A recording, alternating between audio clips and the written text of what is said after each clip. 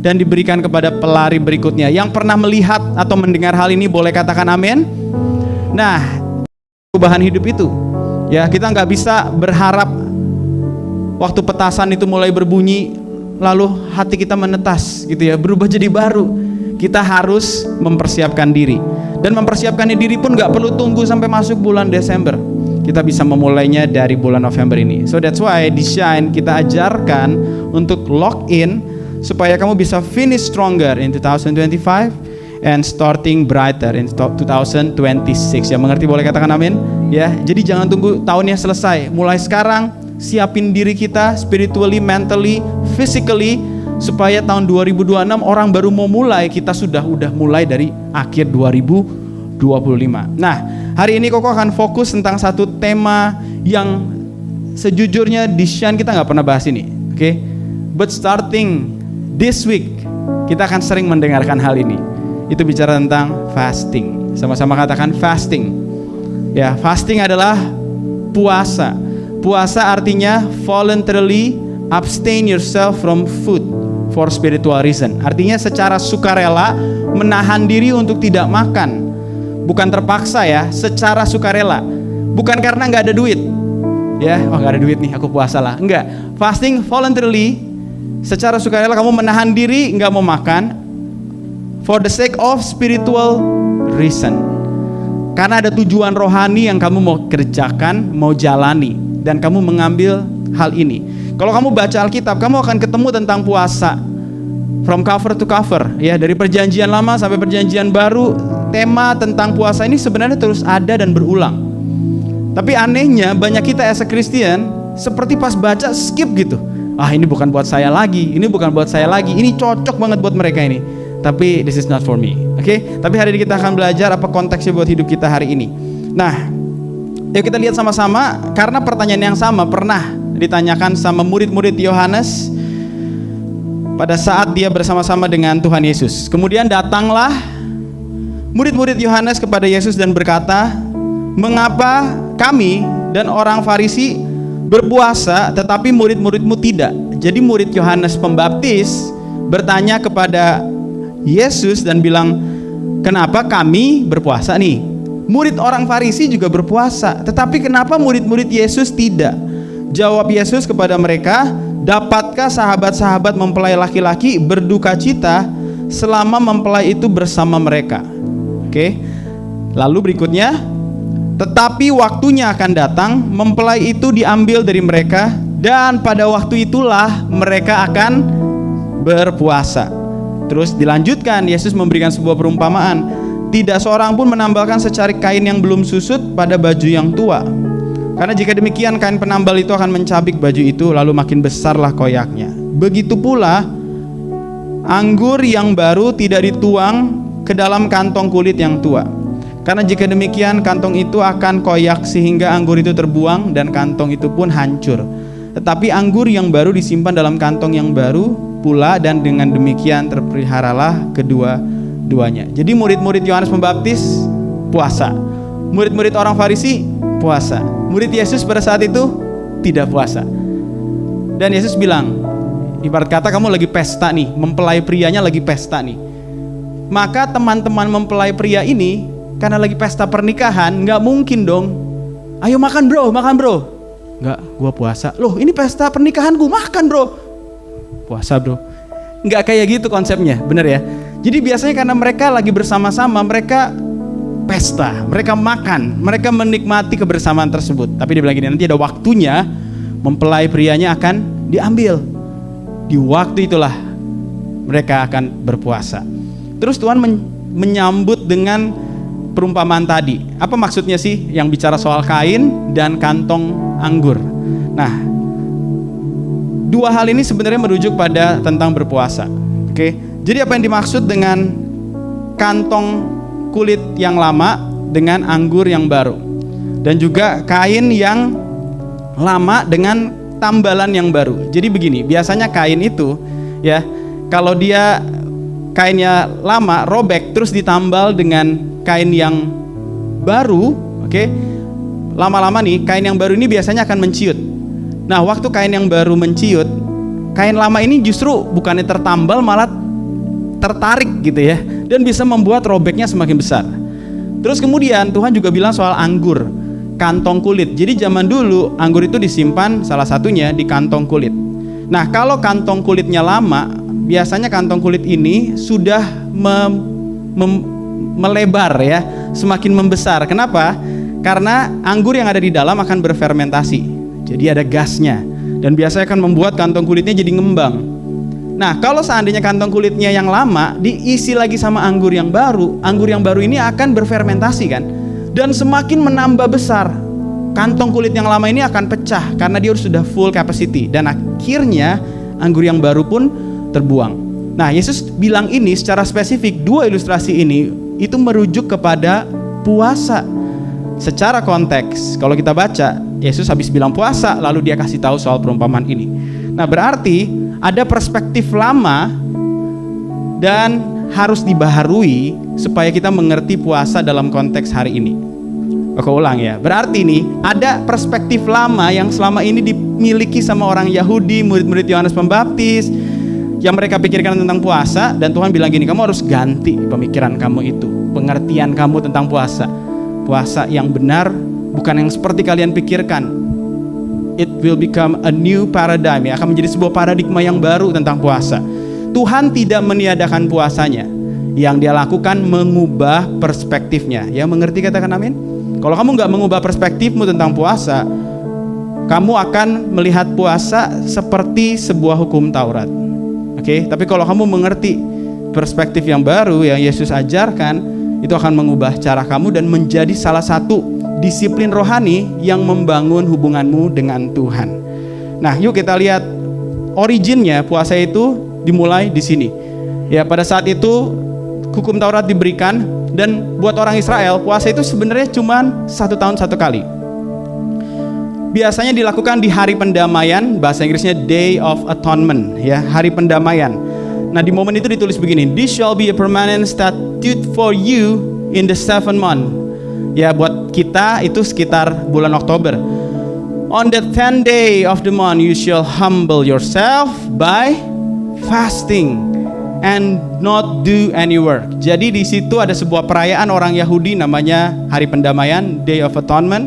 Di momen itu kamu harus humble yourself, merendahkan diri dengan cara puasa, merendahkan diri dengan cara puasa setahun 1 kali di sekitar bulan Oktober. Oke? Jadi itu jadi sebuah hukum yang diberikan. Lalu kemudian hal ini semakin berkembang. Tapi secara esensi kalau kita baca, puasa ini tentang apa sih? Yuk kita lihat beberapa ayat berikut ini. Kita baca sama-sama yang di atas, 1, 2, 3. "I humble myself with fasting, and my prayer would return to my own heart." Ini ditulis oleh Raja Daud. Aku merendahkan diriku dengan berpuasa. Lalu yang berikutnya, kitab Ezra 8 ayat 21. "Then I proclaim a fast there at the river of Ahava, that we might humble ourselves before our God, to seek from him the right way for us and our little ones and all our possession." Jadi Ezra waktu itu ada di momen dimana mereka tuh mau kembali dari pembuangan Babel, kembali ke Yerusalem. Jadi mereka dulu ada di Yerusalem, lalu Yerusalemnya dihancurkan, orang-orang Israel dibuang ke Babel, terus mereka mau kembali. Waktu mereka mau kembali, banyak banget pertentangan, banyak orang yang gak suka, bangsa-bangsa sekitar mau berusaha membunuh mereka. Dan apa yang dilakukan Ezra? Dia memproklamirkan, dia mengajak seluruh bangsa ya, atau seluruh orang-orang yang tersisa untuk berpuasa. Tujuannya apa? That we might humble ourselves before our God. Untuk apa? To seek from him the right way for us. Merendahkan hati dan bertanya, Tuhan, jalan yang benar seperti apa? Langkah apa yang harus aku ambil? Itu puasa originally dilakukan bukan buat nyuci dosa. Oke? Tapi untuk merendahkan hati, merendahkan diri, seperti kita tuh bilang, Lord, if you are not go with me, I will not go from this place. Kalau engkau nggak beserta aku nggak mau melangkah. Oke, itu puasa yang mereka lakukan. Bahkan dalam 1 Raja-Raja 21, ini cerita tentang Raja Ahab. Jadi Raja Ahab ini adalah raja yang jahat, istrinya adalah Ratu Isabel, ya, yang membawa bangsa Israel akhirnya menyembah berhala. Karena begitu jahatnya, Tuhan mau mendatangkan judgment, punishment sama Raja Ahab ini. Setelah Elia datang bawa words of judgment. Ahab, kamu akan mengalami ini, dan ini. Apa yang dilakukan oleh Ahab? Now when Ahab heard these words of Elijah, he tore his clothes. Jadi waktu Ahab dengar kata-kata penghakiman yang akan datang, hukuman yang akan datang, dia mengoyakkan bajunya, menaruh kain berkabung, and fasted, dan berpuasa. And he lay in sackcloth and went about dejectedly, atau dia berduka cita, dia bersusah hati. Lalu tiba-tiba setelah dia melakukan tindakan itu, perhatikan ayat berikutnya, dibilang begini, then the word of the Lord came to Elijah. Jadi firman Tuhan datang lagi sekarang sama Elia dan bilang begini, do you see how Ahab has humbled himself before me? Lihat ya, berarti puasanya ini diperhatikan Tuhan. Berarti waktu orang ini minta maaf sama Tuhan, mau bertobat dan diekspresikan dengan puasa, itu dilihat oleh Tuhan. Makanya langsung Elia ini langsung didatangi lagi sama Tuhan dan bilang, kamu udah lihat belum responnya Raja Ahab itu? Dia merendahkan diri. Berarti puasa untuk merendahkan diri, to humble ourselves before God. Itu esensinya, untuk membuat kita tuh menyadari kalau enggak Tuhan, aku enggak bisa. Kalau enggak Tuhan, aku enggak mampu. Oke. Jadi sebenarnya itulah originally what fast it is. Okay? Fasting is an expression of humbling ourselves before God. Nah, yang menariknya, setelah bangsa Israel mengalami pembuangan ke Babel, puasa juga akhirnya berkembang menjadi sebuah simbol duka cita karena kehancuran Yerusalem dan Bait Suci. Okay? After exile. After exile, setelah pembuangan. Jadi akhirnya mereka menggunakan puasa sebagai ekspresi simbol duka cita. Karena dulu Yerusalem begitu luar biasa, Bait Suci Salomo juga luar biasa, tapi semuanya dihancurkan karena bangsa Israel tidak setia kepada Tuhan. Mereka sudah diperingati berkali-kali, namun mereka tetap melakukan apa yang jahat di mata Tuhan, dan penghukuman itu akhirnya datang. Jadi waktu mereka kembali dari pembuangan, mereka lihat, ini kota kita sekarang, ini Bait Suci sekarang. Mereka tuh ingat, dulu keren banget, sekarang seperti ini. Mereka berduka cita dan mereka berpuasa. Nah, tapi yang menarik, puasa ini mulai bergeser maknanya. Di zaman Yesus, puasa jadi hal seperti ini. Ya, lihat ya, perhatikan. Dari yang originally bagus, tiba-tiba berubah. Ada 2 orang pergi ke bait Allah. Ini zaman Yesus ya, ini zaman Yesus. Ada 2 orang pergi ke bait Allah untuk berdoa. Yang seorang adalah Farisi, yang orang lain pemungut cukai. Pemungut cukai sering diidentikan sebagai orang yang berdosa. Orang Farisi itu berdiri dan berdoa dalam hatinya, ya Allah, aku mengucap syukur kepadamu karena aku tidak sama seperti semua orang lain. Dia lagi doa nih, doanya kayak gitu ya. Dia bilang gini, bukan perampok, bukan orang lalim, bukan bezinah, bukan juga seperti pemungut cukai ini, orang berdosa ini. Wah, Tuhan, thanks God, aku lebih baik, bukan kayak itu, bukan kayak itu, bukan kayak itu, bukan kayak dia. Tuhan, thank you banget. Terus dia bilang gini, aku berpuasa 2 kali seminggu. Jadi yang tadinya setahun sekali, akhirnya develop nih, berkembang jadi simbol meratap karena kehancuran kota Yerusalem. Lama-lama jadi sebuah praktek religius yang dilakukan setiap minggu, bahkan 2 kali seminggu. Tapi makna atau esensi puasanya bergeser. Tadi teman-teman dengar kan, puasa adalah ekspresi merendahkan diri. Sekarang orang yang berpuasa malah menyombongkan diri. Dia merasa gini, aku nih ya, aku berpuasa 2 kali seminggu, aku lebih baik dari situ, aku lebih baik dari kamu, situ, dan situ. Wah, aku memberikan persepuluhan lagi dari penghasilanku. Lihat apa yang dikatakan sama si pendosa pemungut cukai itu. Dia bilang begini, tetapi pemungut cukai itu berdiri jauh-jauh, bahkan ia tidak berani menengadah ke langit. Gak berani mengarahkan wajahnya ke langit. Mungkin kalau di ibadah dia gak berani angkat tangan. Mari kita sembah Tuhan, adalah gak usah gitu ya. Merasa begitu minder. Lalu ia memukul diri dan berkata apa? Ya Allah, kasihanilah aku orang berdosa ini. Nah, Yesus bilang begini, surely I tell it to you, orang ini pulang ke rumahnya. Orang ini adalah orang berdosa ya.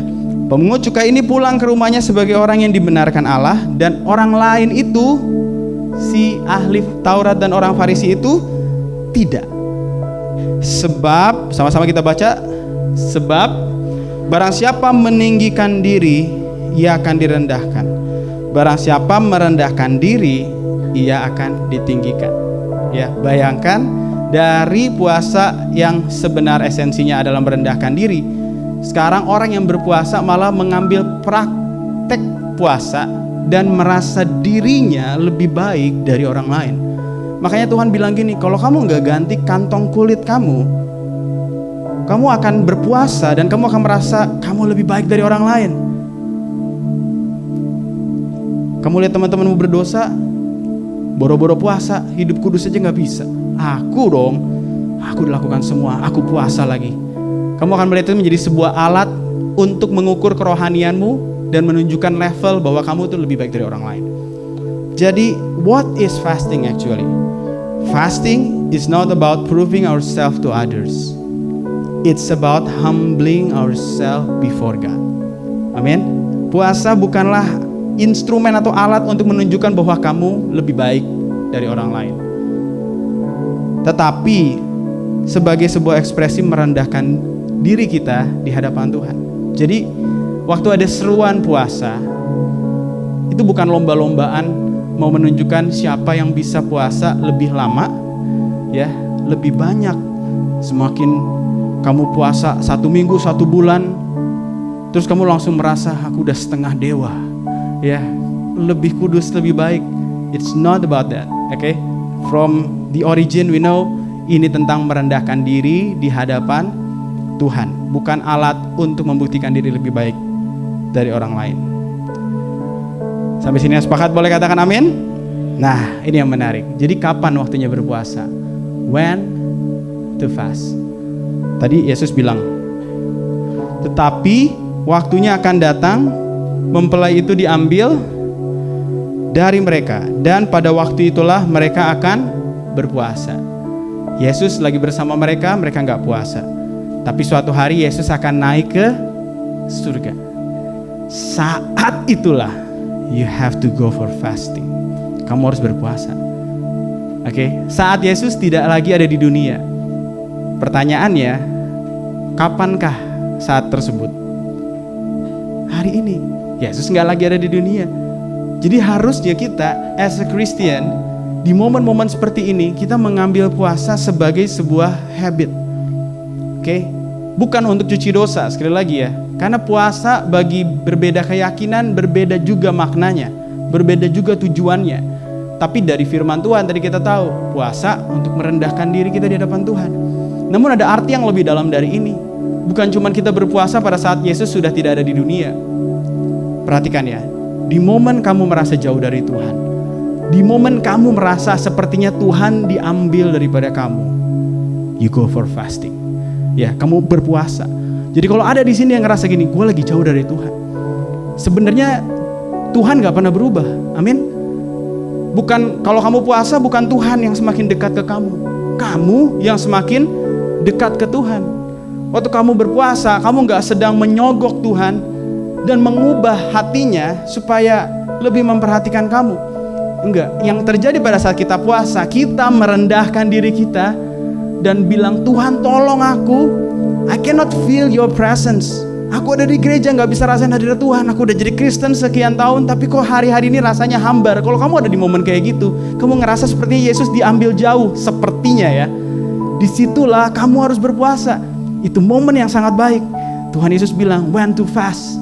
Waktu kamu merasa there is a distance between you and Jesus, between you and God.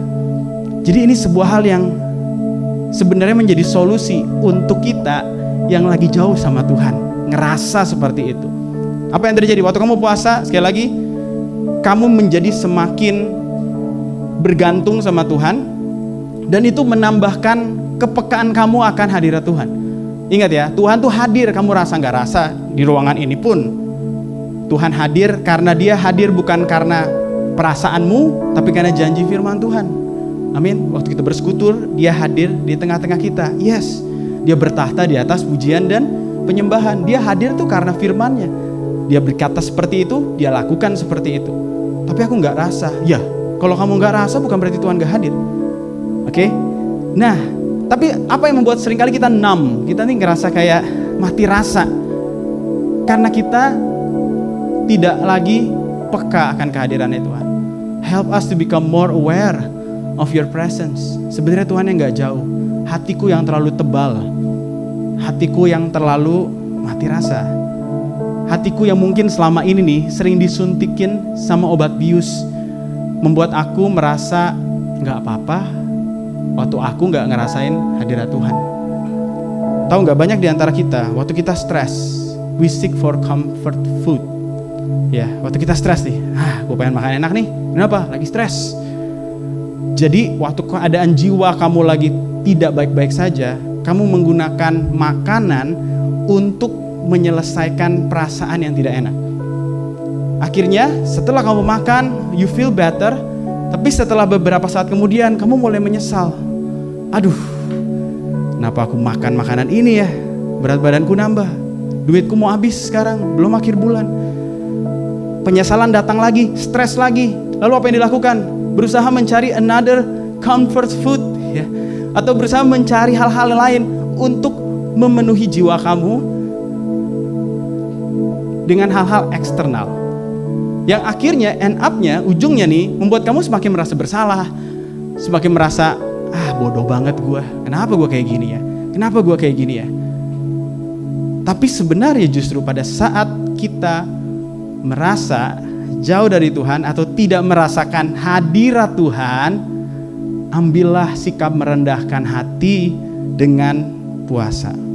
So fasting is most meaningful in this time between His ascension and return. Jadi puasa itu paling berarti pada saat waktu seperti ini. In between, di antara hari di mana Yesus naik dan hari di mana Dia akan datang kembali. Berarti momen itu adalah saat ini, sekarang. Ya, momen itu adalah saat ini, sekarang. Atau bisa juga dilakukan when we hunger for His presence to fill our hearts again. Adakah teman-teman di sini ngerasa jauh dari Tuhan? Ngerasa kok gue nggak tahu ya, kok ya nggak rasa aja gitu. Masa Tuhannya mut-mutan? Kayaknya yang sering berubah-ubah tuh kita deh. Ya, beberapa hari yang lalu aku baca Alkitab, God does not change, dia bilang gitu. God does not change. Aku Tuhan nggak pernah berubah. Yang sering kali berubah tuh kita. Nah, waktu kita puasa, kita mengembalikan diri kita. Kita seperti tuning up ya, tuning in. Kita membuat diri kita, kalau istilah industrinya, dikalibrasi gitu. Kembali untuk bisa lebih peka akan kehadiran Tuhan. Sama-sama yuk katakan kalimat ini. 1, 2, 3. Let our physical hunger stir up our spiritual hunger for God. Pada saat kamu puasa nih, kan gak boleh makan ya kan? Tapi jam makan nih, teman-teman pada makan, terus kalian tidak ya, aroma makanan itu, bukan aroma ini ya, aroma makanan itu mulai tercium gitu ya. Yang tadinya kalian biasa aja gak suka tuh makanan, tapi kok hari itu jadi menarik gitu, karena kalian sedang puasa. Nah, setiap kali nih kalian ngerasa hunger strike ya, tiba-tiba rasa lapar menyerang ya, di momen lagi puasa nih, jadikan itu sebagai sebuah alarm, alert ya. Aku mau lebih lapar lagi akan Tuhan. Aku mau lebih dekat lagi sama Tuhan. I will keep pressing on. Tuhan, aku gak mau makan. I'm hungry for you, not for food. Amin. Di saat kamu lagi lapar, jadikan itu pengingat. Tuhan, let my physical hunger stir up my spiritual hunger for God. Tuhan, aku lakukan ini bukan untuk buktikan diriku lebih baik dari orang lain. Aku sangat perlu Engkau. Aku mau rasakan kembali hadirat-Mu. I miss you, Lord. Aku mau Engkau, Tuhan, lebih dari sebelumnya. Tolong aku, Roh Kudus, tolong aku. Di momen itu kamu melabuhkan jiwa kamu sama Roh Kudus. kamu jadi begitu lapar akan Tuhan. Kalian tahu, bahkan iblis berusaha mencobai Tuhan Yesus setelah Yesus berpuasa. Yesus berpuasa secara supernatural 40 hari. Don't try this at home, ya. 40 hari. Dan setelah 40 hari iblis datang mencoba Yesus dan bilang, kalau engkau anak Allah, ubah batu ini jadi roti. Lalu Tuhan jawab seperti ini, it is written, man shall not live by bread alone. Manusia enggak hidup dari roti saja, but by every word that proceed from the mouth of God.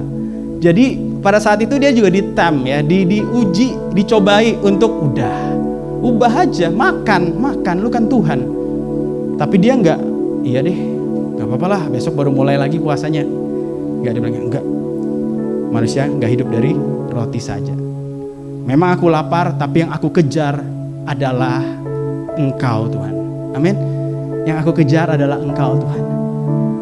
Manusia enggak hidup dari roti, tapi dari semua yang keluar dari mulut Allah, firman-Mu Tuhan. Dan ini tips buat teman-teman semua. Waktu kamu lagi puasa, di jam makan, replace your eating time with reading time. Sekali lagi ya, waktu kamu lagi puasa nih, teman-teman pada pergi makan kan, lebih baik jauhkan diri dari pencobaan, ya. Jangan bilang, ya udah nggak apa-apa aku ikut, tapi aku nggak makan. Tembok Yeriko bisa runtuh pada saat itu, ya. Karena ngelihat, wah lagi promo lagi nih, weh ada yang lebih nih, udah makan. Kan kita nih berusaha kalau puasa tuh nggak mau ngomong-ngomong, betul ya? Karena di zaman Yesus, puasa tuh jadi ajang show off. Aku puasa 2 kali seminggu. Terus ada yang puasa terus mukanya tuh pucet dan sengaja ditunjukin. Mungkin juga mukanya agak ngeringis gitu kali. Biar ditanya, kenapa bro? Enggak, sorry lagi puasa gue. Biasa nih 2 kali seminggu, tapi hari ini gak benar-benar oke banget ya. Tapi gak apa-apa gitu. Supaya apa? Supaya, wih gila keren banget ya, udah kayak gitu masih mau puasa. Keren banget sih lu. Gitu, ngerti ya? Zaman itu tuh kayak gitu. Makanya Yesus bilang, apabila kamu berpuasa, cuci muka kamu, ya jangan sampai orang tahu. Bukan sama sekali orang gak boleh tahu ya, tapi supaya motivasi kamu itu teruji. Kamu melakukan ini dengan motivasi yang tulus, bukan dipuji orang. Nah, kalau kamu melakukan dengan motivasi yang benar, bukan untuk dipuji orang, kamu akan menerima upah dari Tuhan, bukan dari manusia. Kalau kamu terima upah dari manusia, ya itulah pujian tadi. Wah keren banget kamu. Tapi waktu kamu melakukannya bukan gembar-gembor, tapi karena merendahkan hati, disitulah upah dari Tuhan itu diberikan. Amin.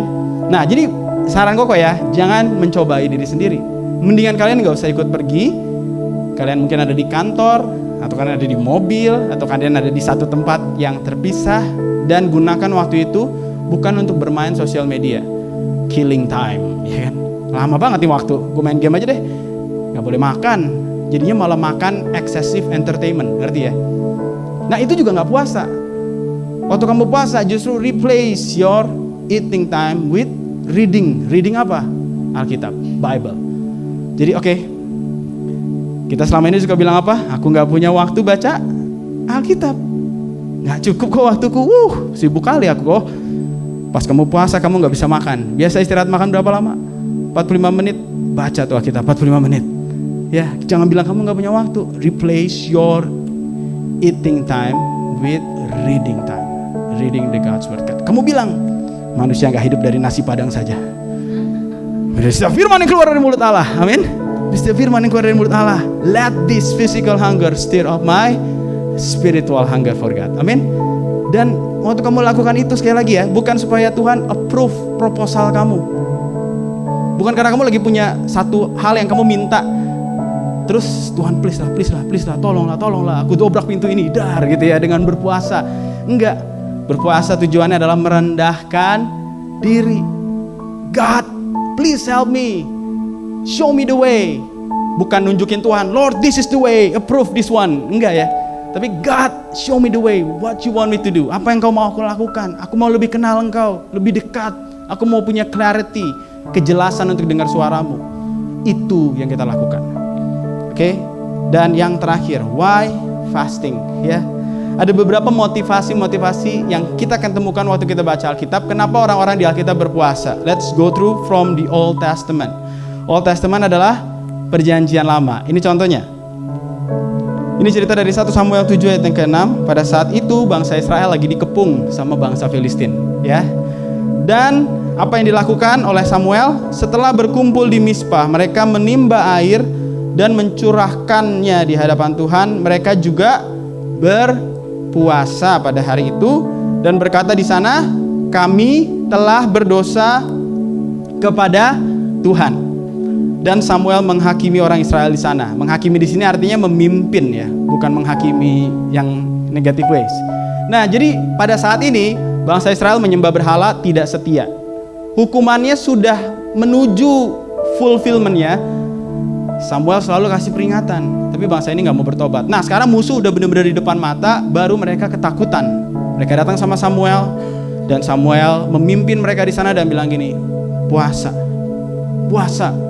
sebagai tanda pertobatan. Dan mereka bilang apa waktu mereka berpuasa? Mereka rendahin hati mereka dan bilang, kami telah berdosa kepada Tuhan. Jadi salah satu motivasi why we fast adalah repentance atau pertobatan in the time of crisis. Ya, sebenarnya bertobat jangan tunggu krisis, amin. Tapi kalau hari ini, kok nggak tahu ya, kalau ada di antara kita, you know, you are in the time of crisis. Ada masalah pelik banget. Kayaknya hidupmu ada di titik terendah, kamu nggak ngerti harus gimana. Kamu tahu kamu buat kesalahan, dan kamu mau sungguh-sungguh bertobat. Rendahkan hatimu, ekspresikan dengan berpuasa. Amin. Yang berikutnya, ini ceritanya tentang Ratu Esther. Esther waktu itu jadi ratu di kerajaan Babel. Terus ada seseorang yang namanya Hegai. Hegai ini ada orang yang mau membinasakan semua orang Yahudi. Oke? Bukan Hegai, Haman, bukan Hegai. Ya, ada orang yang namanya Haman. Haman ini mau membinasakan semua orang Yahudi yang ada di benteng Susan di kerajaan Babel pada saat itu. Nah, dia sudah keluarin sebuah surat. Suratnya sudah ditandatangan raja, sudah dimeteraikan raja. Dengan kata lain, kalau ini sudah keluar jadi perintah dari raja, maka di tanggal tersebut semua warga boleh keluarin pedang dan bantai kalau dia orang Yahudi. Itu yang terjadi. Dan akhirnya satu-satunya harapan adalah Esther, karena dia orang Yahudi, ratu juga, dan dia harus ngomong sama raja supaya perintah ini digagalkan. Tapi masalahnya adalah kalau ratu menghadap raja tanpa raja panggil, ratu itu bisa dihukum mati. Kalau ratu itu datang terus raja mengarahkan tongkat emas sama ratu ini, berarti ratu itu dipersilahkan mendekat dan bisa bicara sama raja. Jadi waktu itu semua pamannya Esther mendesak Esther gitu ya. Mordekai namanya, dia bilang gini, for such a time like this, kamu ada di dalam kerajaan, kamu harus stand up. Kalau kamu nggak tolong bangsamu, pertolongan dari Tuhan akan tetap datang dari tempat lain. Akhirnya Esther bilang apa? Oke, kalau gitu pergilah, kumpulkanlah semua orang Yahudi yang terdapat di benteng Susan, namanya Susan. Berpuasalah untuk aku, janganlah makan, janganlah minum 3 hari lamanya. Makanya ada puasa Esther, nggak makan 3 hari, baik waktu siang dan seterusnya. Dan kemudian aku akan masuk menghadap raja. Jadi kalian puasa ya, buat aku akan menghadap raja. Ingat, kalau raja nggak kasih arah tongkat emas kepada aku akan mati. Tapi dia bilang gini, sungguh pun berlawanan dengan undang-undang, kalau terpaksa aku mati, biarlah aku mati. Dalam keadaan krisis, bangsanya di luar sana mau digenosida, mau dibantai guys. Dia bilang ini, please puasa ya, aku akan menghadapi hal ini, kalau aku harus mati, biarlah aku mati. Terus dia datang. Nah, singkat cerita kita tahu, raja mengarahkan tongkat emas. Berarti salah satu motivasi pada saat berpuasa di perjanjian lama adalah untuk mengajukan permohonan atau permohonan perlindungan di tengah masa krisis. Tuhan tolong, please help me, protect me, help me Lord, otherwise I will die. Aku gak punya jalan keluar lain, aku cuma punya Engkau, tolong aku Tuhan. Nah sekarang yuk kita move to the New Testament. Tadi Old Testament, perjanjian lama, sekarang New Testament. Apa yang dilakukan orang-orang di perjanjian baru? Salah satunya adalah Yesus sendiri. Perhatikan ini. Yesus dibawa oleh Roh ke padang gurun untuk dicobai iblis. Setelah berpuasa 40 hari 40 malam, akhirnya laparlah Yesus. Oke. Jadi Yesus sendiri pun berpuasa. Bayangin ya, Yesus itu Tuhan, dan Tuhan sebenarnya nggak perlu berpuasa. Oke. Karena dia nggak perlu merendahkan hatinya, dia sudah mengambil rupa sebagai seorang hamba dengan menjadi manusia sama seperti kita dan mati buat dosa kita. Sama halnya dia nggak perlu dibaptis, tapi dia dibaptis. Supaya apa? Orang yang percaya kepada dia nanti juga ikut dibaptis. Amin. Dia nggak perlu dicobai, tapi dia sengaja masuk dalam pencobaan. Supaya apa? Supaya nanti orang yang percaya sama Tuhan Yesus tahu bagaimana menang dari pencobaan. Dia nggak perlu puasa, tapi dia puasa. Karena dia mau menunjukkan sesuatu. Apa yang mau dia tunjukkan? Waktu dia berpuasa, dia dicobai 3 kali sesudah dia berpuasa.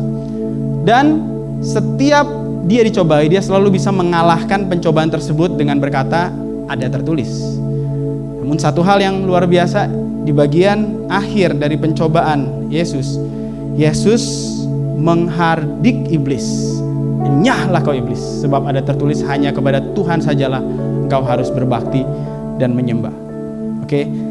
Jadi yang Yesus mau tunjukkan buat kita, pada saat kamu berpuasa, you have spiritual strength. You will have increase in your spiritual strength. Kamu akan punya kekuatan rohani yang semakin besar untuk menghadapi cobaan-cobaan iblis. Dosa yang terus mengikat kamu. Kamu akan punya kekuatan untuk resist atau menolak godaan iblis tersebut. Berapa banyak dari antara kita mudah banget jatuh dalam dosa. Bahkan secepat pulang dari gereja, kita langsung jatuh dalam dosa. Dosanya bukan dosa yang baru, dosa yang berulang. Kayak seakan-akan kita tuh gak punya sama sekali mekanisme untuk menghadapi godaan. Lihat, explore TikTok sedikit, langsung PMO. Lihat Instagram, langsung jatuh dalam dosa. Nyesel iya, dan gak pernah berhasil. Why? Maybe you are a Christian, but you are not strong enough to defend. Kamu Kristen tapi kamu lemah. Kamu gak cukup kuat to resist temptation. Yesus nih gak perlu puasa untuk bisa resist temptation dari iblis. Dia anak Allah, iblis juga sujud menyembah dia. Tapi dia mau tunjukin, guys, waktu kamu ada di dunia menghadapi pencobaan, look at me. Waktu aku dicobai, sebelumnya aku sudah berpuasa, dan I have spiritual strength untuk mengalahkan setiap pencobaan iblis tersebut. Yang mengerti boleh katakan amin. Bahkan di ayat berikutnya, teman-teman bisa lihat yang di bawah. Ini adalah cerita di mana Yesus tuh lagi ada di gunung bersama 3 muridnya. Di situ Yesus berubah wujud, bercahaya. Lalu di bawah gunung, di kaki gunung, murid-murid yang lain didatangi sama seseorang yang punya anaknya dirasuki roh jahat.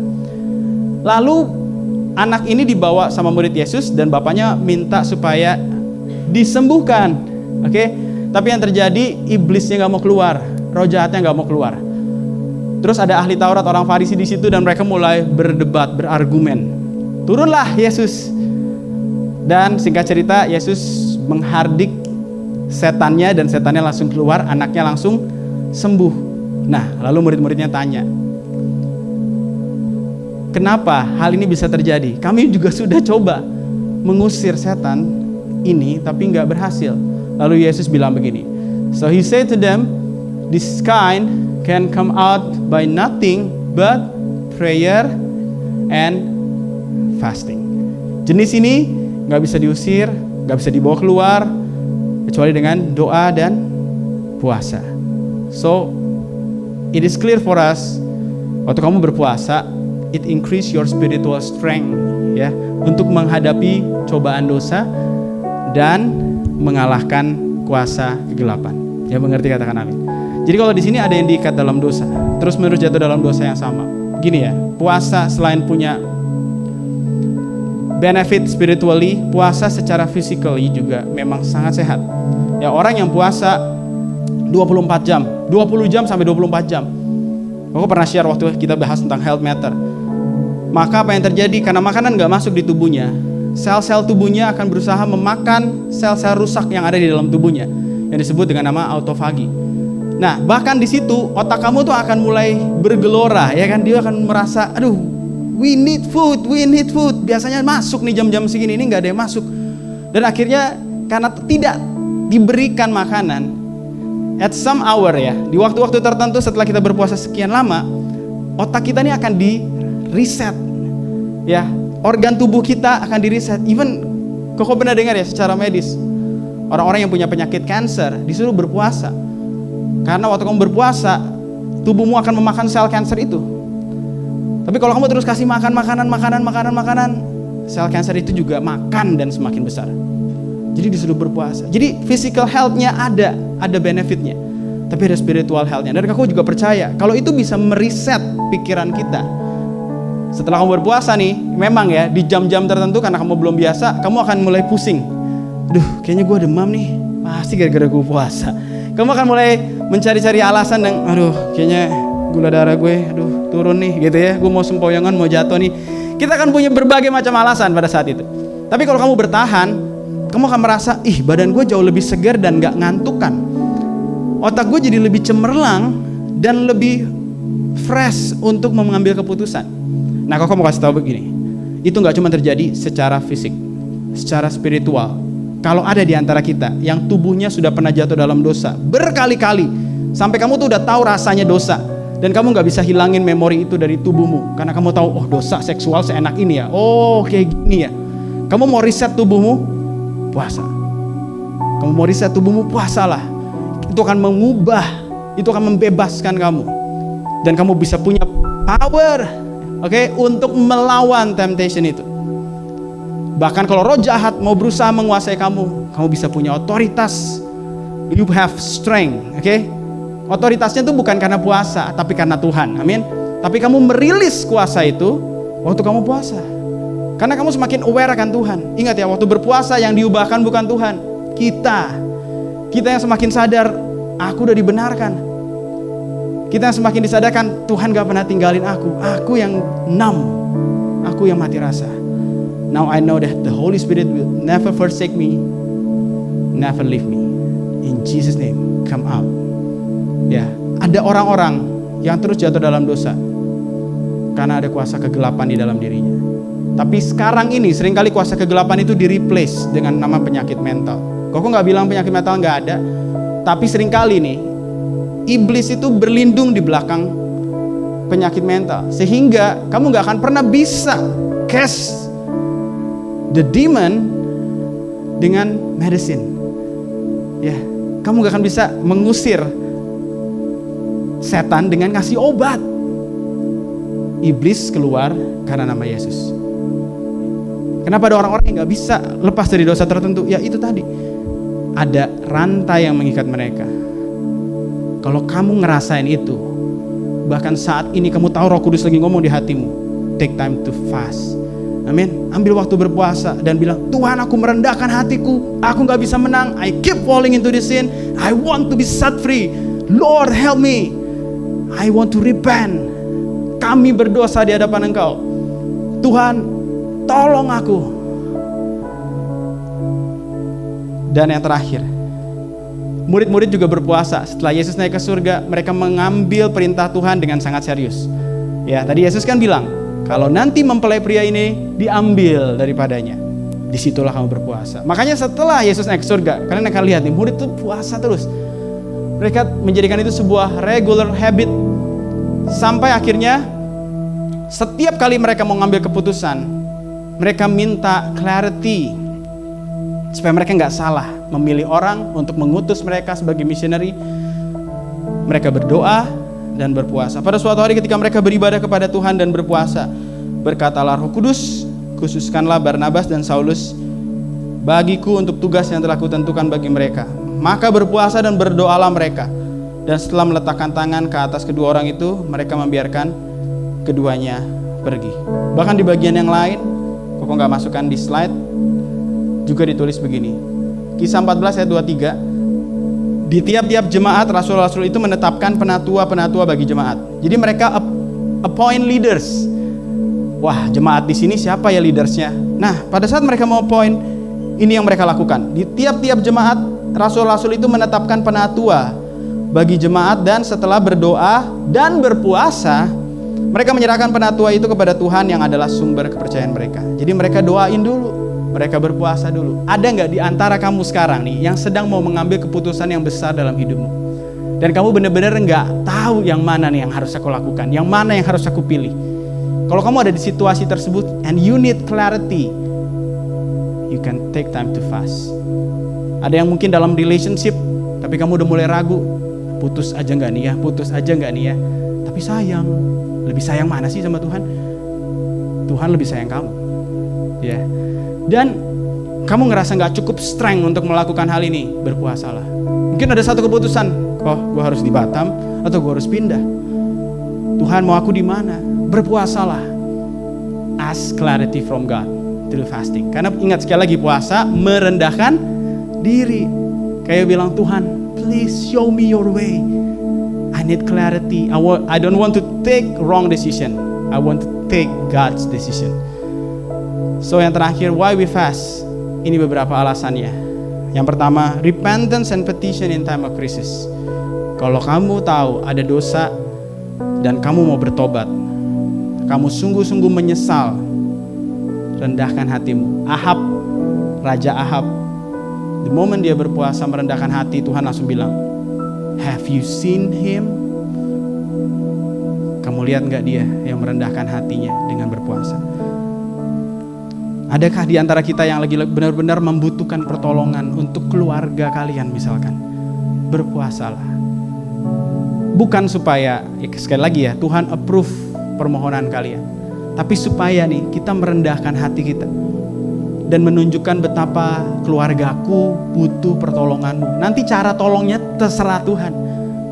Biasanya orang menggunakan puasa sebagai alat untuk bergaining. Tuhan tolong aku, tolongnya gini. Nah itu yang kita tidak lakukan. Yang kita lakukan adalah merendahkan hati, minta pertolongan Tuhan. Cara tolongnya seperti apa? Terserah Tuhan. Cara tolongnya seperti apa? Even jawabannya nanti beda sama yang aku mau, terserah Tuhan. But please don't leave me, oke? Tolong aku Tuhan. Aku nggak berani, nggak mau melangkah tanpamu. Ada di sini di antara kita yang perlu kekuatan untuk menang dari dosa yang terus berulang. You need to fast, strength to overcome temptation and demon. Oke? Dan yang terakhir, clarity in God's will and leading. Kalau kamu butuh kejelasan dengan tuntunan Tuhan, ada keputusan-keputusan besar yang harus kamu ambil, you can take time to fast. Oke, sekarang kita bahas sedikit tentang teknisnya. Puasa itu gimana sih kok? Ada orang yang mengambil puasa 12 jam, tapi tidak lewat jam tidur. Contoh, dia puasa dari jam 7 pagi sampai jam 7 malam, 12 jam. Ada orang yang puasa 16 jam, yang ini melewati jam tidur. Misalkan dia puasa dari jam 8 malam, itu makan malam dia terakhir, dia cuma mungkin minum air aja. Besok pagi dia tidak makan, sampai dia buka puasa sekitar jam 12 siang. Ada yang puasa 20 jam, 1 meal a day, dia cuma makan sekali aja. Selebihnya dia berpuasa. Berarti dia skip 2 kali makan.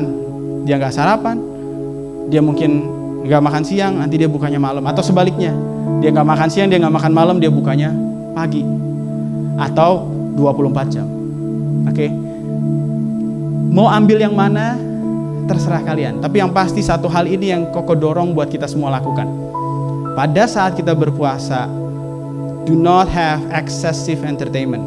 Jangan main sosial media. Tanpa sadar, disitulah jiwa kita akan meronta-ronta. Dan kamu akan tahu selama ini siapa yang memimpin hidupmu. Koko sendiri mengalaminya. Dulu lihat sosmed terus. Hidup tuh kayak berlomba-lomba sama apa yang ditampilkan sama orang. Oh pelayanan ini keren ya. Pelayanan ini keren. Pastor ini keren. Jadinya Koko gak punya clarity, Tuhan mau suruh aku lakukan apa. Karena yang sering kali Koko lihat adalah Koko terinspirasi dari apa yang orang lain lakukan. Kayaknya kita bagus deh bikin ini, kayaknya kita bagus deh bikin ini. Waktu kamu fasting dan kamu set yourself apart dari hal-hal ini, kamu sama Tuhan, ternyata Tuhan gak suruh kamu lakukan itu. Dan ternyata gak lakukan itu juga gak apa-apa. Dan ternyata kamu lebih damai sejahtera. Dan ternyata kamu punya clarity, oh ternyata Tuhan mau aku lakukan ini. So selama ini ternyata aku ngeliat sosmed, aku terdistract. Jadi pada saat puasa, walaupun puasamu 12 jam, tidak buka sosmednya 24 jam.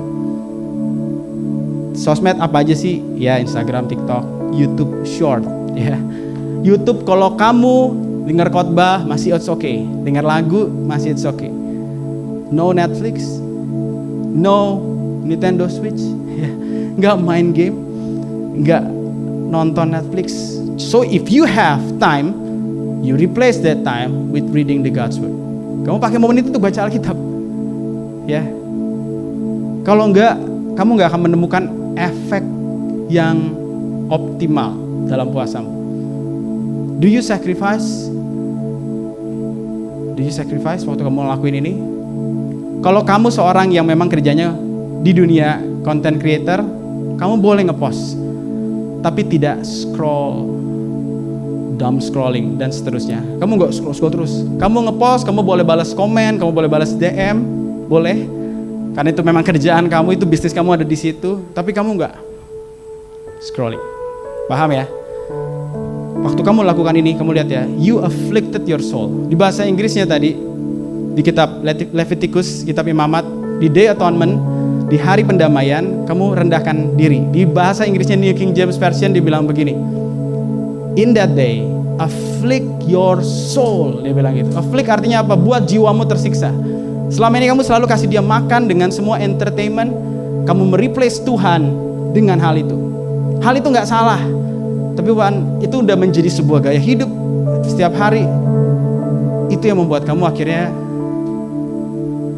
gak bisa dengar, gak bisa ngerti apa yang Tuhan mau. Kita puasa bukan buat cuci dosa. Kita puasa bukan untuk nyogok Tuhan. Kita puasa untuk merendahkan hati. Amin. Kalau kamu memang sungguh-sungguh mau bertobat dari dosa, adiksi dosamu, take time to fast as a symbol that you humble yourself before God. Tuhan, gue coba bertahun-tahun dan gue gak berhasil. Gue terus jatuh dalam dosa ini. Mungkin ada di antara kita gak pernah selesai. Pacaran putus, nyambung lagi. Your soul has to be afflicted. Ya, kalau kamu terus kasih makan jiwa kamu dengan new relationship,